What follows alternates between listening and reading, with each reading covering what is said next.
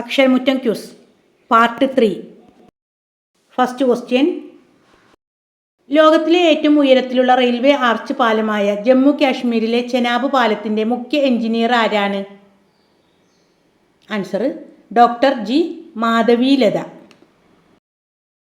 സൗരോർജം വഴി മുഴുവൻ വൈദ്യുതി ആവശ്യങ്ങളും നിറവേറ്റുന്ന ഇന്ത്യയിലെ ആദ്യ ജില്ല ഏത്? ദിയു.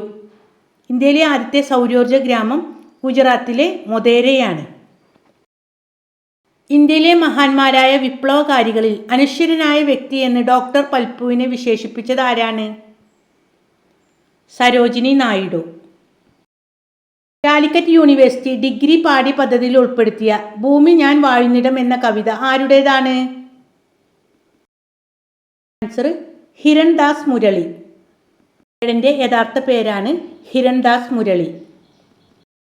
അടുത്തിടെ GI ടാഗ് പദവി ലഭിച്ച റിൻഡിയ സിൽക്ക് ഏത് സംസ്ഥാനത്തിൽ നിന്നുള്ള ഉൽപ്പന്നമാണ്?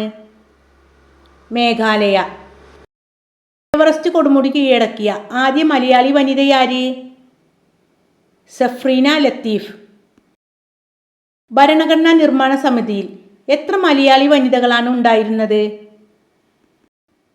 ആൻസർ 3 വനിതകൾ. ആരൊക്കെയാണ്?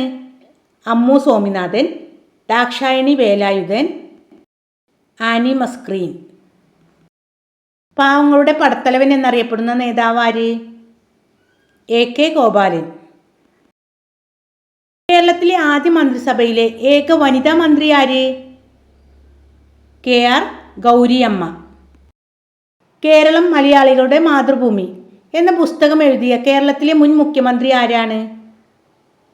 Answer EMS Namboodiripad. ഒരു സമര നൂറ്റാണ്ട് എന്ന പുസ്തകം കേരളത്തിലെ ഏത് മുൻ മുഖ്യമന്ത്രിയെ പറ്റിയുള്ളതാണ്? Answer VS Achuthanandan. ഇതെഴുതിയത് KV സുധാകരൻ. 1നും 100നും ഇടയിലുള്ള ഏറ്റവും വലിയ അഭാജ്യ സംഖ്യയിൽ നിന്ന് ഏറ്റവും ചെറിയ അഭാജ്യ സംഖ്യ കുറച്ചാൽ എത്ര കിട്ടും? ആൻസർ 95.